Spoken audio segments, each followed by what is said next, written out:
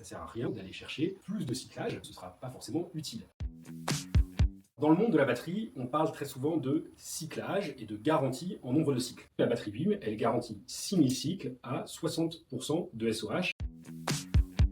Un cycle théorique, c'est une charge complète et une décharge complète de la batterie. La batterie va se décharger un petit peu, se recharger en fonction de l'apparition du soleil et en fonction de la consommation de votre foyer.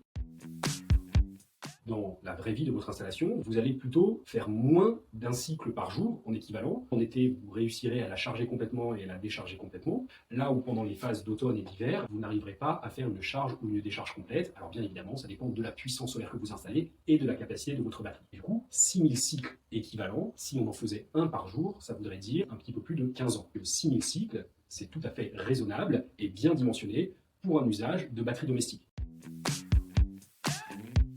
Si vous comparez deux batteries avec deux engagements de cyclage et de durabilité, il est important de bien vérifier la définition de ce cycle pour comparer des pommes avec des pommes et non pas des pommes avec des oranges. La BIM batterie, c'est une batterie haute tension, ce qui permet de tirer de la puissance plutôt via la tension, qui fait à peu près 100 volts par module, et d'avoir un courant de charge et de décharge qui soit plus faible et qui du coup va moins stresser la chimie, il y aura moins d'échauffement de la cellule. Par exemple, si je viens charger 6 kWh et décharger 6 kWh sur une batterie avec deux modules, 1, 2, ça voudra dire une charge et une décharge complète, donc un cycle. Alors que si vous avez 1, 2, 3, 4 modules, et donc 6 kWh, ça fera plutôt une demi-charge et une demi-décharge. Du coup, vous allez moins vieillir la batterie, les courants seront plus faibles, la profondeur de charge et de décharge sera plus faible, et donc on aura une meilleure durabilité de la batterie, plus on augmente sa capacité. C'est un point important à prendre en compte au moment où on fait le dimensionnement de sa batterie.